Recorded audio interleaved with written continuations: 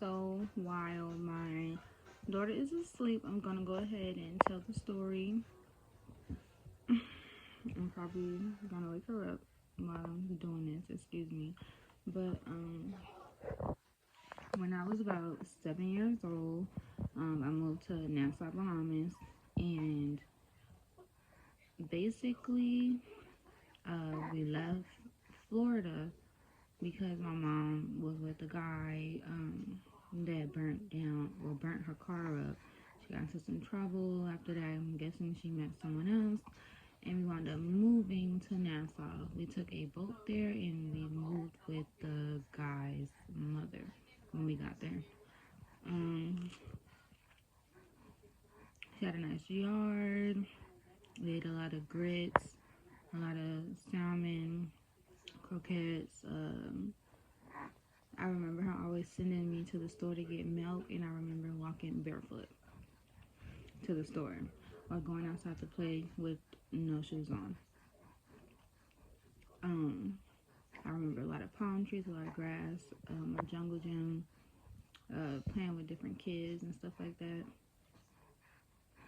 I remember like a lot of stuff like that. And their driving wheel is on the other side of the car, so instead of being on the left side, it's on the right. Um, the guy and my mother, um, it seemed like they liked each other or liked each other a lot. Um, I was a child, so like I didn't really worry about the relationship too much unless I seen something that I didn't like. Um, I wasn't familiar with him when we even went to Nassau, so it was a pretty fast thing for her. I guess she made like a fast decision unless she was talking to him and I didn't know about him or whatever. But we moved up there pretty quickly, and I did not know who this man was. Um, on top of that, what really happened, because we was only there for like a year, so me and my sister had gotten close with someone that stayed in the house, maybe a nephew or something. I got pretty close with him, was playing with him a lot. I think her mother, his mom's mom, was there, living there too, and I remember talking to her, and she would like tell us stories and stuff, but other than that, like, she wasn't really mobile or anything like that. She was very old. Um,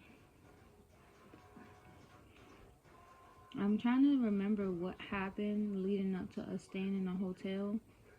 I'm not sure if it's something that I was around for, but I know that we weren't staying in the house anymore. Maybe it was something between the adults at that time, but we were staying in a hotel room with the guy and my mother. And at this time, I realized that my mom was on drugs, right? So she was on drugs. He was definitely on drugs as well. They used to leave it on the counter, in the bathroom, on the counter, like it was in plain sight. Like they, and she did not care about showing that part of herself to her children at the time. It was just me and my sister. One day we were playing outside. We came inside, and all I remember is the police banging on the door. Mind you, I'm 7 years old, so the story is very patchy, but the rooms and things like that, like I can remember. So the room was like a gray 2 bed hotel room, um, a bathroom and a kitchen, like it was something like that. We were on the second floor. The guy was black, skinny. He had braids, giving Snoop Dogg, but with a heavy accent. So the police is banging on the door. All I can remember is myself going to pick up the drugs that were on the dresser and taking them to the toilet and flushing them.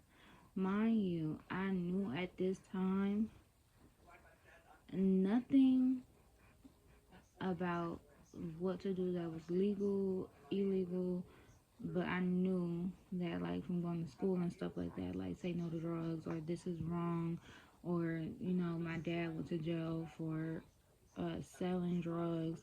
So my mind was to pick it up and to flush it down the toilet. If the police is knocking at the door and they see this, aren't y'all going to jail? So that was my mindset at the time. So I flushed it down the toilet. Um, they wind up kicking in the door and putting handcuffs on both my parent, I said both my parents, my mother and him. And then on top of that, we went in a separate car to be questioned by whoever picked her up at the time. And they got us some KFC, chicken, and wedges. And in Nassau, like the potato wedges, they season it with seasoned salt. The chicken is very seasoned, fresh. Like I remember eating a KFC and just being like, I can't wait till this is over. Like, I hope we can go home. I hope, my mother is not going to jail. And maybe hours later, we wound up being released back to the room. And I remember getting back to the room. I'm not sure if we were, excuse me, dropped off in separate cars or if we rode together after we were released from questioning, I'm guessing. Um, when we got back to the room, my mom was like, Aisha, where did you put mommy's stuff? And I'm like, I flushed it down the toilet. And she was like, wow, oh man, you should have threw it behind the dresser or something. That's what she said to me as a 7-year-old child.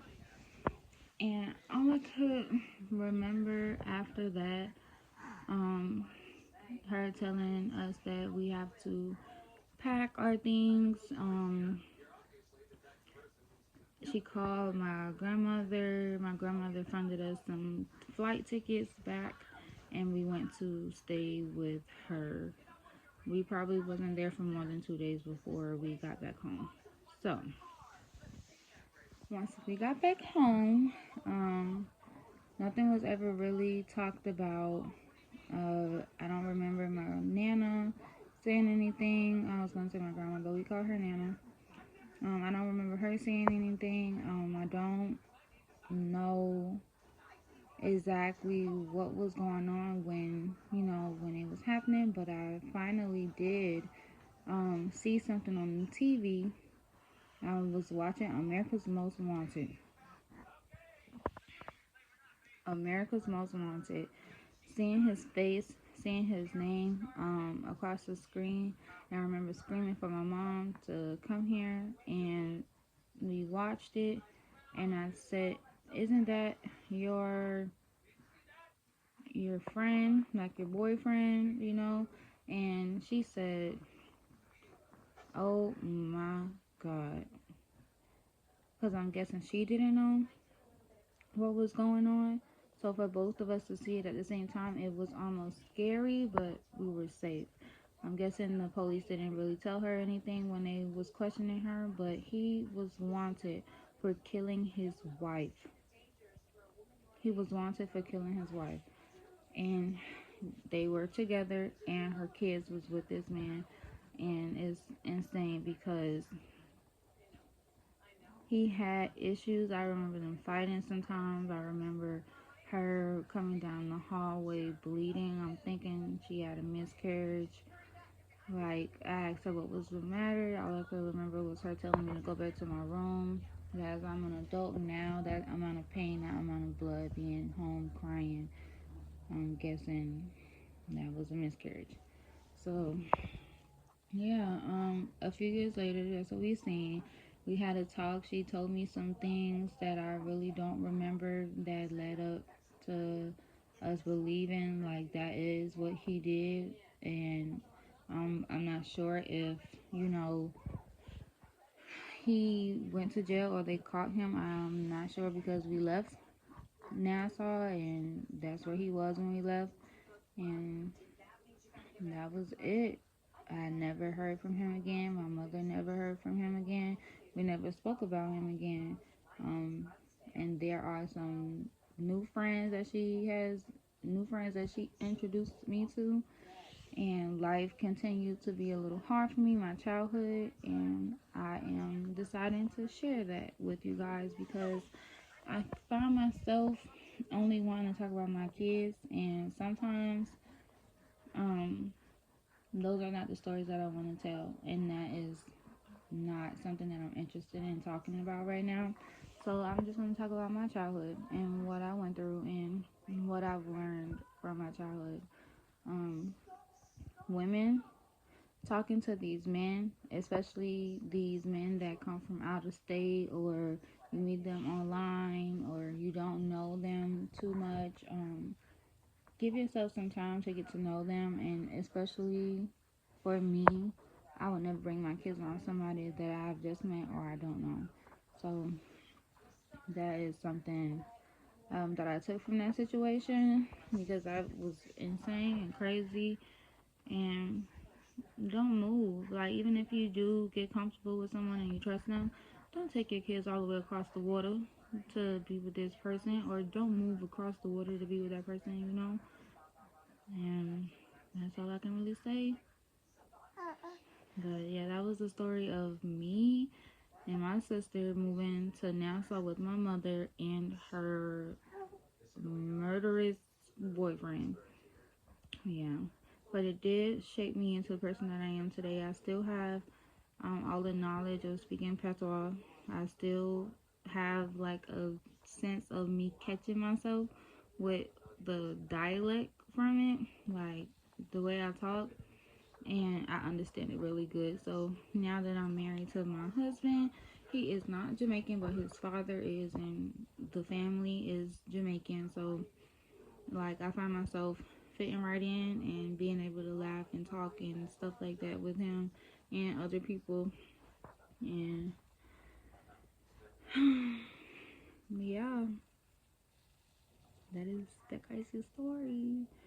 That's the crazy story, yo. Oh my gosh. Just talking about it, it makes me start thinking about some other stuff, but I will tell you guys about it. If you like the video and you want to hear some more stories about my childhood, like the video, comment, and I'll keep them coming since I have this new fire and passion to talk about it. Alright, bye. I love you guys.